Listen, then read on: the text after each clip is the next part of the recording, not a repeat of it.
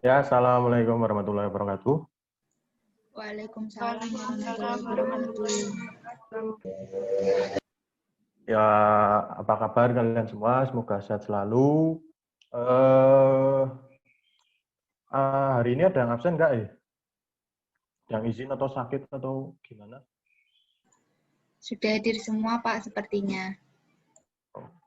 Ya. Saya percayakan kepada Anda semua ya. Yang penting ikut pelajaran ini. Eh, yang pertama, kita panjatkan puja dan puji syukur kehadirat Allah Subhanahu wa taala yang telah memberikan kesempatan kepada kita untuk bertemu pada hari ini dalam rangka pembelajaran terkait materi alat pembayaran tunai, uang dan non tunai. Ya, di mana hari ini kita akan membahas tentang pengertian alat pembayaran tunai, uang dan non tunai, kemudian ada sejarah uang, pengertian uang, fungsi, jenis dan syarat uang.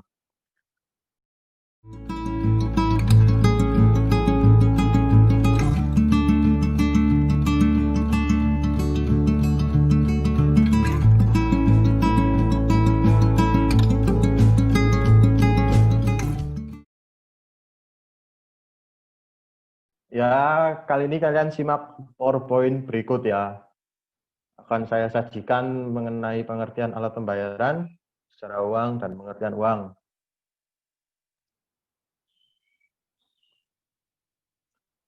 Oke,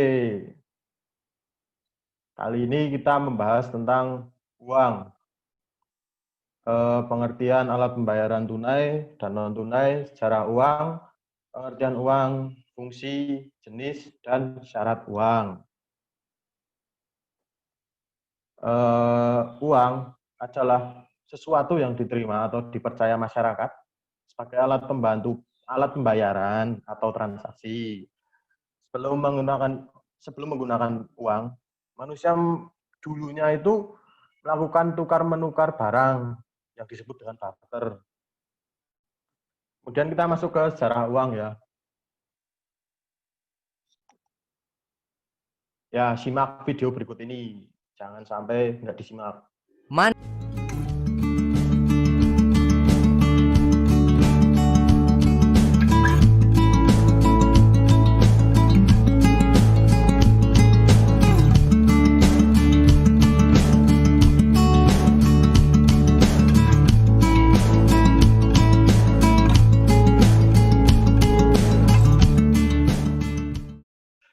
Ya, setelah menyaksikan video tadi, informasi apa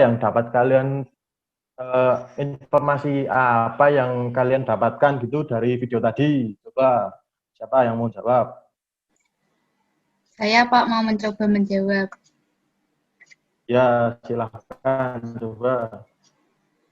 Dari video tadi, jadi saya memperoleh informasi bahwa uang itu tidak tiba-tiba ada seperti saat ini yang berupa uang kertas ataupun uang logam, tetapi ternyata tuh pada zaman dulu tuh orang-orang tuh melakukan kegiatan transaksi tuh dengan benda-benda ataupun sesuatu dengan cara menukar seperti itu, Pak.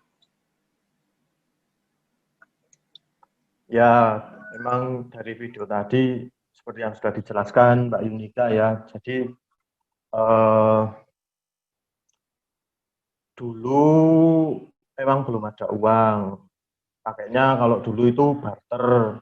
Barter itu kayak kita nukerin barang kepada orang. Jadi kalau kita butuh apa, misal orang itu butuh apa, ya kita menukarkan ke orang itu. Gitu. Terus ada yang mau menambahkan? Saya mau coba menambahkan, Pak. Ya, Mbak Pramista, monggo. Seperti yang dikatakan Judika tadi sama yang dibahas Bapak, tadi jadi sejarah uang itu yang pertama ada barter, jadi orang itu mendapatkan barang dengan cara pertukaran. Jadi misalnya saya punya barang, saya punya daging, terus tadi Yunika punya kacang misalnya. Nah, nanti saya tukar dengan daging untuk mendapatkan kacang seperti itu. Nah, terus yang selanjutnya, tahap selanjutnya itu ada uang logam. Nah, uang logam yang digunakan itu emas sama perak. Terus sesuai dengan perkembangan zaman, akhirnya itu ada uang kertas seperti itu, Pak. Nah, ya emang betul gitu kan, dari awal tadi kan sudah saya jelaskan. Tadi ada barter itu seperti yang dijelaskan Mbak Mifta kan, barter itu kita menukarkan barang dengan orang lain. Kemudian lambat laun ada perubahan berupa uang logam. Kemudian ada perubahan lagi menjadi uang kertas. Nah, saya mau tanya, jadi kan tadi ada perubahan dari dari barter ke logam, kemudian logam ke kertas. Nah, saya mau tanya, mengapa terjadi perubahan alat pembayaran? Siapa yang mau jawab coba? Saya, Pak, mau coba menjawab. Oh, monggo Mbak Via, silahkan. Mengapa sistem pembayarannya itu berubah? Karena barter itu kan pembayaran menggunakan barang. Nah, barang itu daya simpannya kurang tahan lama gitu, Pak. Sedangkan kebutuhan manusia kan semakin banyak. Kalau pakai koin atau uang logam, nanti berat gitu. Jadi manusia berusaha untuk mencari alat pembayaran yang lebih efektif. Gitu, Pak. Ya, jadi saya perjelas lagi, kalau kan awalnya itu barter lah. Kalau barter itu kan kita pengen punya barang itu, tapi kok orang misal Mbak Via punya barang ini, terus pengen punya barangnya pengen beli barangnya Mbak Yunika dengan barter. Nah, sedangkan ketika barter, Mbak Yunika nggak suka dengan barangnya Mbak Via, lah itu kan menjadi susah. Nah, makanya itu diciptakan uang logam. Nah, ketika tercipta uang logam, itu ya tadi yang dijelaskan itu berat gitu kan, kata Mbak Via. Emang ya berat, nggak efisien, terus nggak bisa untuk membeli barang-barang yang nominalnya tinggi. Nah, kemudian diciptakan lagi uang kertas. Nah, uang kertas ini solusi agar uang ini menjadi lebih efisien, bisa digunakan buat menimbun kekayaan, terus bisa juga buat bertransaksi membeli barang yang diinginkan. Itu terus yang paling jelas itu efisien, mudah dibawa. Ya, dari video di atas mungkin ada yang mau ditanyakan atau enggak? Sudah cukup, Pak. Oke, sudah cukup. Nah, kalau udah cukup, sekarang gini, kalian bentuk kelompok yang terdiri dari 2-3 orang aja. Nah, kan setelah dibentuk kelompok tadi, coba sekarang kalian diskusikan mengenai, sebentar, saya bukain PPT-nya. Nah, kalian diskusikan mengenai apa saja jenis uang. Untuk kelompok 1 itu tentang apa saja jenis-jenis uang, kemudian selain sebagai alat pembayaran, apa saja fungsi dari uang. Kemudian untuk kelompok 2 nanti coba jelaskan tentang apakah syarat-syarat yang harus dimiliki uang sebagai alat pembayaran yang sah. Udah gitu, coba kalian diskusikan sekarang.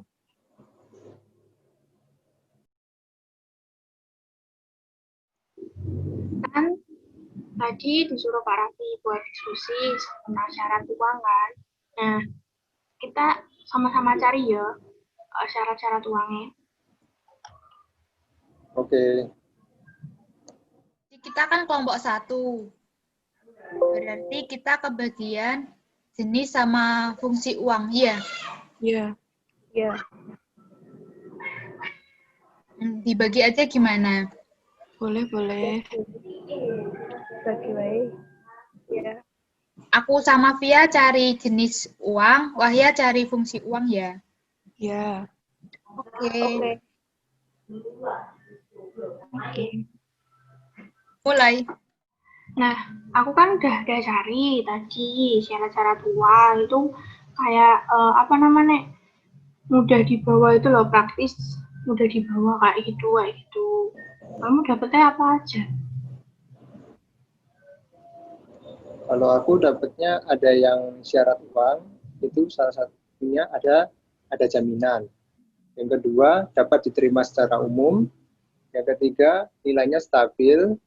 Lalu 4, mudah disimpan. Dan yang kelima, kayak yang kamu sebutkan tadi, mudah dibawa. Dan yang keenam, tidak mudah rusak. Dan yang terakhir yaitu mudah dibagi. Oke. Itu yang aku temu sih. Berarti apa namanya, kesimpulannya jadi syarat-syarat uang itu berarti langsung dibuat PPT aja ya, pembagian langsung ya. Iya. Oke. Aku habis nyari, nemu itu sih uang kartal sama uang viral, tapi bedanya apa ya? Ini aku juga nyariin jenis uang. Ini aku ketemu berdasarkan bahan pembuatannya, terus ada berdasarkan nilainya, berdasarkan lembaga yang menerbitkannya, sama berdasarkan kawasannya. Nah, yang disebutin via tadi tuh ada uang kartal, uang viral, sama uang UASI itu berdasarkan lembaga yang menerbitkannya. Nah, kalau berdasarkan bahan pembuatannya itu ada uang logam sama uang kertas. Terus untuk berdasarkan nilainya itu ada yang bernilai penuh sama tidak penuh. Kemudian untuk berdasarkan kawasan itu ada yang lokal sama internasional. Itu kalau Wahya udah nemuin yang fungsi belum? Udah. Aku nemuin kalau fungsi uang itu ada 2, fungsi asli sama turunan. Nah, kalau fungsi asli itu uang sebagai alat tukar sama sebagai satuan hitung. Kalau yang fungsi turunan itu sebagai alat pembayaran, alat penimbun kekayaan, sebagai alat pembentukan modal, sebagai ukuran harga, dan sebagai alat untuk menciptakan kesempatan kerja. Kayak gitu, Iya, udah berarti. Kita Oh, susun aja.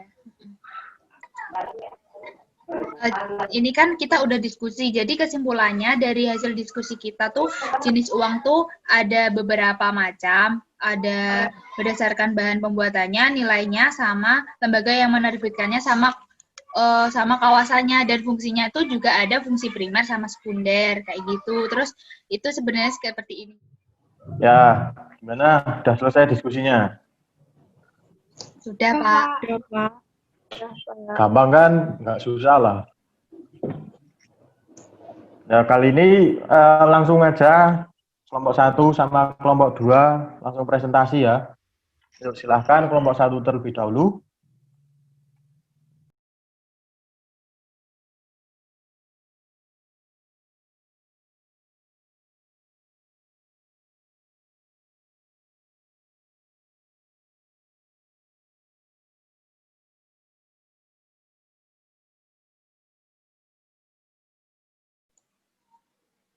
Apakah share screen-nya sudah masuk, teman-teman?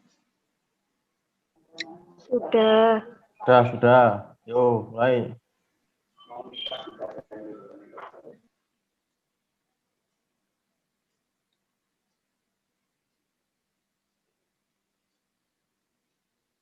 Assalamualaikum warahmatullahi wabarakatuh.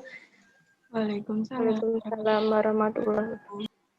Saya perwakilan dari kelompok 1 yang beranggotakan saya sendiri, Yunika Nurfadila, absen 5, dan Oktaviarta Nafiatul Arifah, absen 4, dan Wahya Ardaneswari, absen 3. Kami akan mempresentasikan hasil diskusi kami mengenai jenis dan fungsi uang.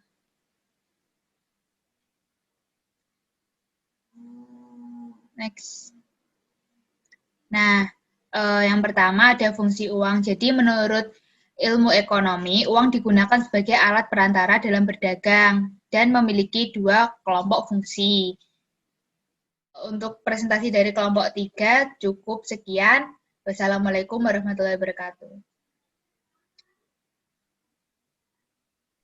Waalaikumsalam warahmatullahi wabarakatuh.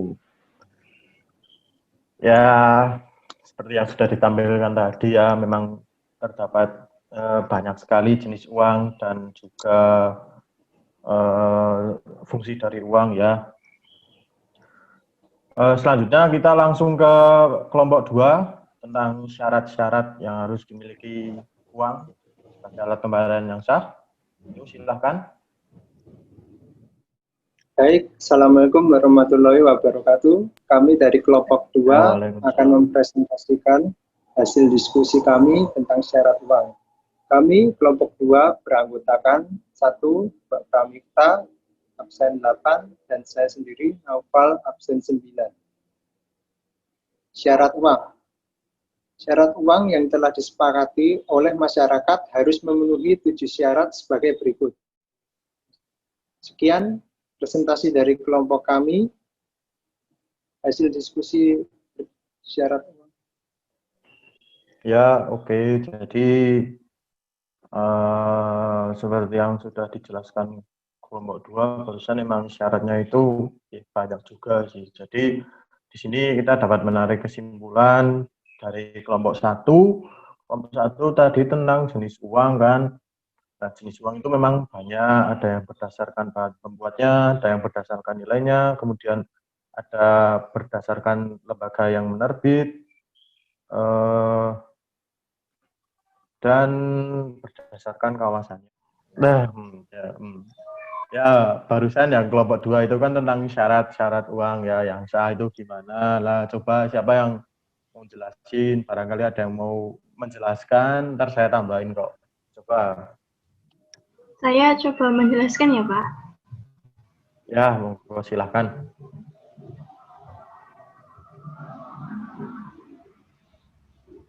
Jadi, seperti yang sudah dijelaskan dari kelompok 2 tadi, syarat uang itu ada, yang pertama itu ada jaminan. Nah, maksudnya itu uang itu harus dijamin oleh pemerintah. Ya, jadi memang syarat uang itu yang paling jelas itu mudah diterima sama masyarakat ya. Kalau uang nggak diterima ya nggak bakal bisa digunakan juga. Kemudian nilainya itu tidak berkurang. Masa sih ya mau 100.000 menjadi 1.000 kan nggak bakal kan ya. Jadi nilainya itu pasti tidak akan berkurang. Kemudian tahan lama dan tidak rusak. Mudah dibawa sama dipindah. Terus yang paling jelas itu jumlahnya itu terbatas dan tidak mudah dipalsukan. Tapi zaman sekarang sih ya mesti kalian tahu lah, banyak juga uang-uang palsu. Jadi harus berhati-hati. Kalau sama paling sering dipalsukan sih uang 50.000 sama 100.000 ya. Itu paling sering dipalsukan. Itu harus hati-hati kalau sama uang 50.000 atau 100.000. Bisa dicek juga caranya, bisa dilihat di Raba ataupun di Terawang. Ya gitu, jangan mudah tertipu. Ya, terus selanjutnya ada yang ingin bertanya enggak tentang materi tadi yang diberikan sama kelompok 1 dan 2? Pak, saya mau menanyakan, ini kan di materi mengenai fungsi uang, nah yang di fungsi turunan itu saya menemukan itu sebagai alat pembentukan modal atau pemindah modal. Nah itu contohnya seperti apa ya Pak? Kalau sebagai alat pembentukan modal itu kayak kita itu kan punya uang banyak terus ditabung. Nah, terus kita dapat lagi uang terus kita tabung lagi. Nah, itu hasil tabungan itu bisa kita gunakan untuk membuka suatu usaha ataupun bisnis gitu. Itu kalau pembentukan modal. Nah, kalau yang pemindahan modal itu kayak kita menaruh saham. Kalau kalian udah paham saham, nah kita menaruh saham di suatu perusahaan. Nah, itu kan namanya pemindahan modal. Jadi modalnya kita itu dipindah atau diberikan ke perusahaan tersebut dan ntar kita bisa dapetin profit gitu. Ada lagi? Baik Pak, terima kasih. Ya, sama-sama. Ada lagi?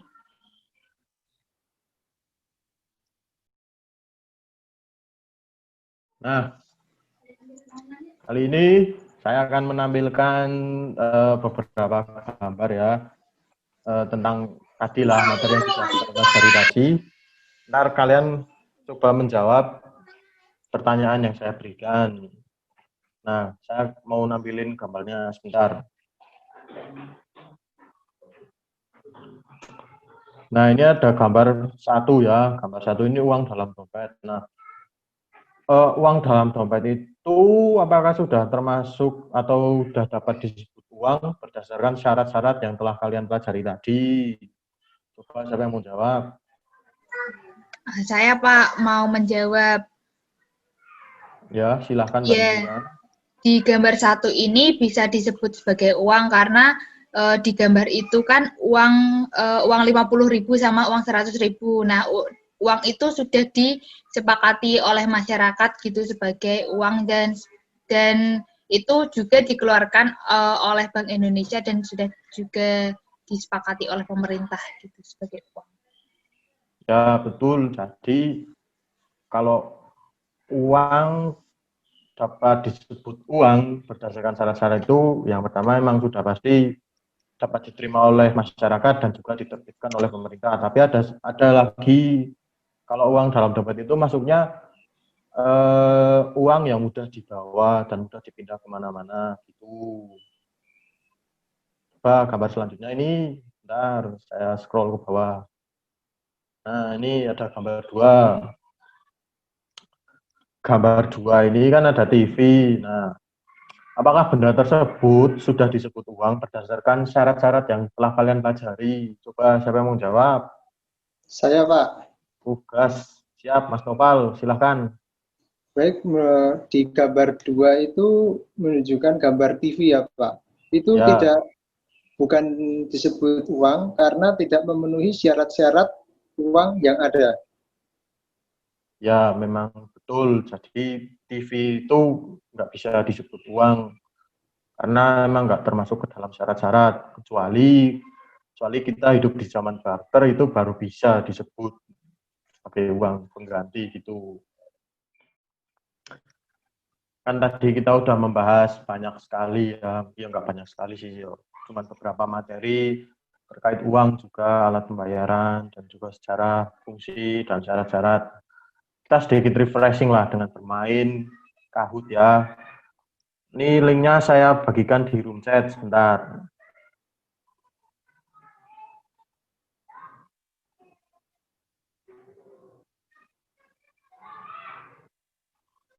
Nah, itu sudah saya bagikan.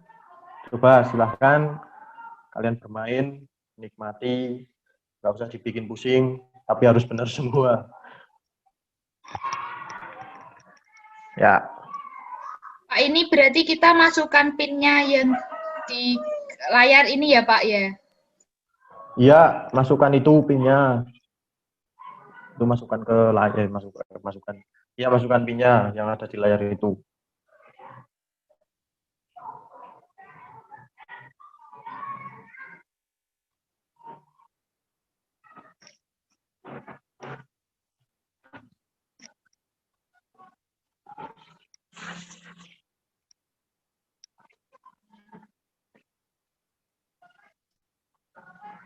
Dan ini saya start. Bentar. Ya. Oke. Saya start ya. Oke. Selamat beria-ria mengerjakan. Bisa join, Pak. Lah. Kenapa ya? Sinyalnya, Pak. Waduh. Tuh. Ntar nyusul aja. Siapa juaranya? Unikai. Wah, mantap nih. Juara 3, juara 2 Mas Noval yang on fire tadi. Pemenangnya adalah Mbak Wahya. Jadi paham ini sama materi yang saya berikan tadi ini. Jadi paham ini materi yang saya berikan tadi ini. Hadiahnya ntar permen aja ya. Ya masa pulsa loh, pulsa ya saya pusing, permen aja kalau udah ketemu. Oke Pak, ditunggu.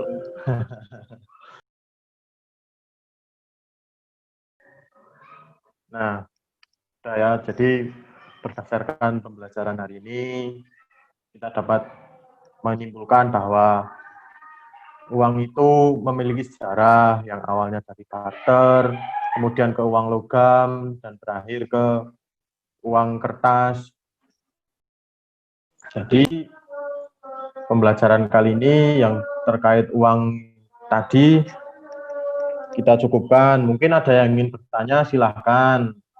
Ada tidak? Cukup, Pak. Atau cukup? Cukup? Belum, Pak. Oh, belum. Oke. Jadi pembelajaran hari ini kita cukupkan terkait alat pembayaran uang tunai dan non tunai.